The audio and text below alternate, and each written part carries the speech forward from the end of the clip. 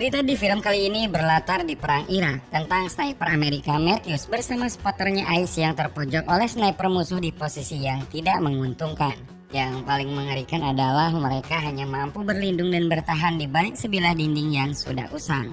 Sniper Irak tersebut ternyata bukan sniper biasa. Dia adalah Juba, seorang legenda sniper Irak yang terkenal mematikan dan mempunyai kesabaran tinggi. Apakah mereka berdua berhasil selamat dan menemukan di mana si posisi sniper itu? Seperti biasanya guys, pasang dulu headsetnya, jauhi keramaian, dengarkan baik-baik. Dan ini dia cerita The Wall 2017.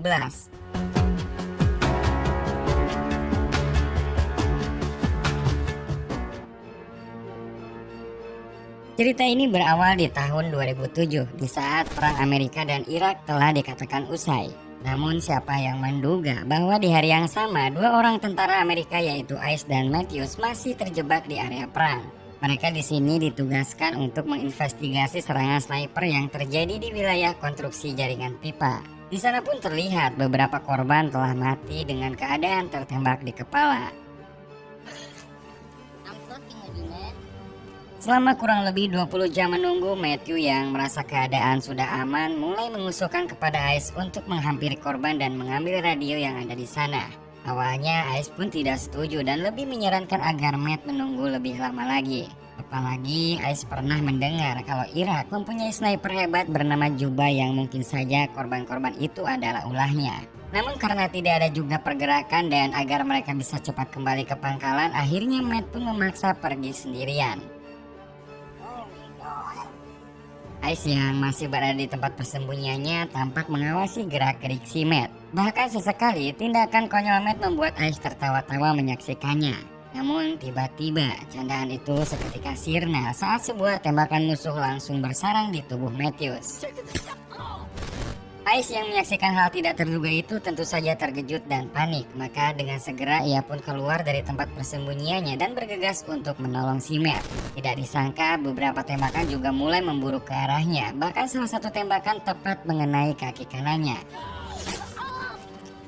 Akhirnya ia pun tak bisa berbuat banyak selain terpaksa meninggalkan Matt dan memilih bersembunyi di balik dinding usang yang berada di area itu. Dalam keadaan kesakitan, Ice pun segera menghubungi kantor pusat dengan bantuan sebuah radio yang dibawanya. Namun sangat disayangkan radio yang akan digunakan itu ternyata antenanya rusak akibat tembakan dari si sniper tadi.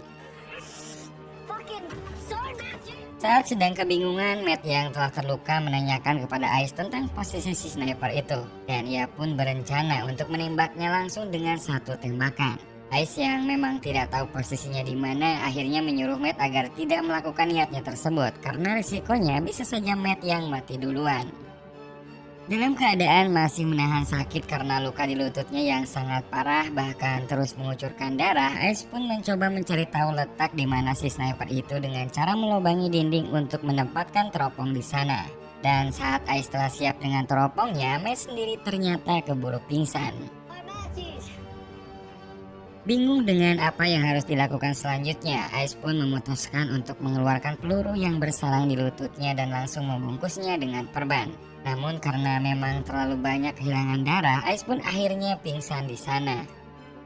Entah sudah berapa lama tak sadarkan diri, Ice tiba-tiba tersadar saat seseorang menghubungi lewat radio lokal miliknya yang menanyakan tentang statusnya. Ia pun lantas memberitahukan kejadian yang terjadi di mana mereka berdua terluka dan telah disudutkan oleh sniper musuh. Dan setelah itu ia juga meminta agar segera dievakuasi.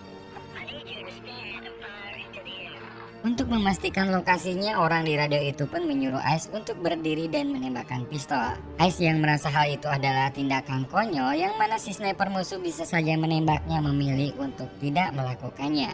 Di saat perbincangan itu ada sesuatu hal yang membuat Ice curiga, di mana orang tersebut salah menyebutkan pangkatnya. Kecurigaan itu tidak berhenti di situ saja guys, apalagi saat ia mulai sadar dengan aksen orang di radio itu yang terdengar bukan asli Amerika. Dan akhirnya terbongkarlah semuanya. Orang yang di radio itu bukanlah pihak Amerika, melainkan adalah si sniper yang telah berhasil menembak dan melumpuhkan mereka berdua. Mengetahui dipermainkan, Ice pun mulai mengacukan perbincangan itu dan memilih untuk mulai mencoba menggunakan kembali radionya. Namun si sniper itu mengancam akan menembak kepala Matt jika Ice menghindar dari perbincangan. Dan akhirnya gak ada pilihan lain selain mulai mendengar dan mengobrol dengannya. Di tengah-tengah obrolan itu, Ice pun kembali memperbesar lubang di dinding untuk melihat keberadaan di mana posisinya. Ia bahkan sampai menghitung letak jarak dari tembakan yang telah dilepaskannya. Sebenarnya si sniper itu berbicara ramah guys, dan hanya ingin mengobrol saling berkenalan. Ia pun mengutarakan kalau dirinya adalah seorang warga biasa. Namun Ice yang sadar bahwa itu adalah musuh tentu tak ingin percaya begitu saja. Ice juga akhirnya ikut mengarang tentang latar belakang dirinya. Dan selanjutnya si sniper pun akhirnya menjelaskan bahwa dari kejauhan sana ia bisa menembak dengan tepat sasaran. Terbukti dari pemancar radio yang memang sengaja ditembak serta tempat air yang sengaja agar Ice kehausan. Belum cukup sampai di situ, Ice juga kemudian mendapat alasan tentang kenapa dirinya tidak langsung dibunuh saat keluar dari persembunyian. Semua itu agar Ice kehabisan darah dan mati secara perlahan. Semua penuturan itu membuat Ice semakin marah dan habis kesabarannya. Dalam keadaan yang sangat jengkel, ia pun diam-diam mulai memperkirakan sisa peluru termasuk senjata yang digunakannya. Dan untuk lebih memastikan, Ice pun memancing pria tersebut dengan menyebutkan senjata yang dipakainya. Namun si sniper itu bukan orang bodoh guys, dan memilih berbohong mengenai senjata yang digunakannya. Di sela-sela obrolan itu, Ice pun sedikit mendengar ada gesekan seng. Dan setelah dilihat menggunakan teropongnya, kemungkinan besar dia bersembunyi di atas tumpukan limbah yang ada di sana. Di sini Ice juga mulai menyimpulkan kalau dia adalah Juba, seorang legenda sniper Irak yang sangat mematikan, yang pernah berhasil membunuh 75 tentara Amerika tanpa ketahuan dari mana melakukan tembakan.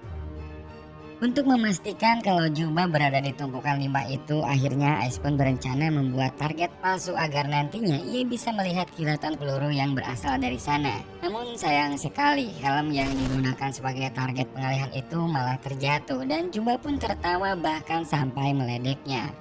Untuk kedua kalinya, Ice pun kembali pingsan dan tiupan angin kencang membuatnya kembali tersadar. Dengan keadaan tersebut, Ice pun memutuskan untuk mengambil radio yang berada tidak jauh darinya.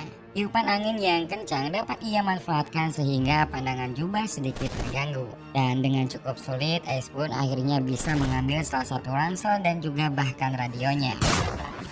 Beberapa tembakan pun sempat menyasar ke arahnya, namun seperti biasa Juba hanya menggeretak. Dan Ice pun beruntung akhirnya ia menemukan sisa air minum dari dalam ransel dan mulai meminumnya. Belum sempat ia menyelesaikan minumannya, Ice pun kembali panik saat tembakan musuh berhasil menjebol dinding di sampingnya. Bahkan lagi-lagi si Juba pun mulai mengatakan bahwa tembakan yang dilepaskannya tadi sengaja dibiarkan meleset. Yang mana bukan lain tujuannya adalah untuk menakut-nakuti sekalian merusak berbagai barang penting yang sedang digunakan oleh Ice. Dan benar saja, Ice pun kembali menyadari bahwa teropong yang sebelumnya digunakan kini telah rusak karena berhasil ditembak. Di tengah rasa kalutnya itu, tiba-tiba ia menyadari bahwa Matt ternyata masih hidup. Dan agar Juba tak menyadari hal itu, Ice pun kemudian mengisyaratkan agar Matt bergerak perlahan. Dan untuk lebih jauhnya, Ice pun segera memberitahukan tentang lokasi keberadaan Juba yang berada di tumpukan limbah. Untuk memperlancar taktiknya, Ice pun kembali mengajak Juba mengobrol sampai ia benar-benar yakin kalau Matt bisa meraih senjatanya. Namun secara tidak sadar saat Ice berbicara pada Matt, ternyata radionya menyala dan membuat Juba mendengarnya. Beruntung saat itu Matt sudah berada di posisi dan langsung menembakkan beberapa tembakan ke arah tumpukan limbah. Namun sayang sekali usaha Matt tersebut gagal karena tidak lama setelah ia menembak, Juba pun langsung kembali membalas tembakan dan membuat Matt terkapar tepat di hadapan Ice. Di saat putus asa dan merasa tidak ada harapan lagi, Ice pun kemudian mendengar desis radio dan ia pun mulai memperbaiki antena radio miliknya menggantinya dengan antena radio yang telah diambil tadi. Saat itulah radio pun kembali bisa berfungsi dan berhasil tersambung ke kantor pusat. Ice yang tadinya mulai menyerah seolah kembali mendapat semangat baru dan harapan bahwa dirinya akan segera selamat. Namun sayang sekali guys, dengan cepat frekuensi radio Ice segera ditutup dan Juba langsung mengambil alih pembicaraan dengan kantor pusat dan mengabarkan kalau misi mereka aman-aman saja. Mendengar semua aman, kantor pusat pun mengabarkan kalau penjemputan akan dilakukan sore hari. Mendengar obrolan Juba dengan pusat, ia pun jadi sadar kalau selama ini Juba tidak hanya membajak radio, tetapi juga sengaja meminta bantuan dan membiarkan tentara Amerika datang ke tempat ini yang nantinya akan dibantai satu persatu. Dan untuk kedua kalinya, ia pun kembali pingsan dan saat tersadar di sore hari, ia pun langsung kembali menghubungi Juba.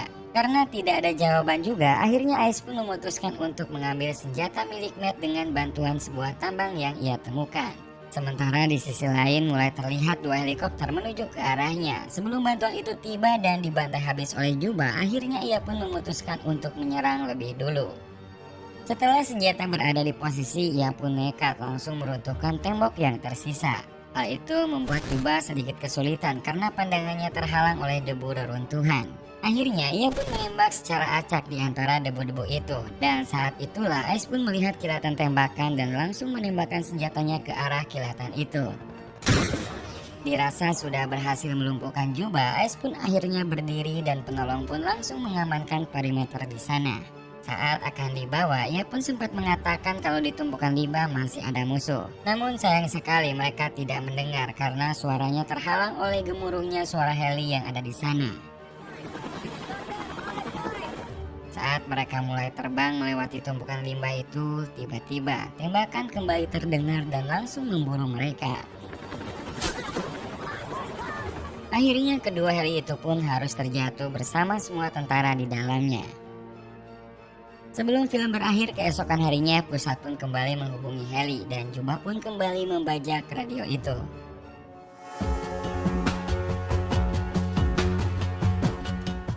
Oke guys, itu dia cerita dari kehebatan legenda sniper Irak bernama Juba.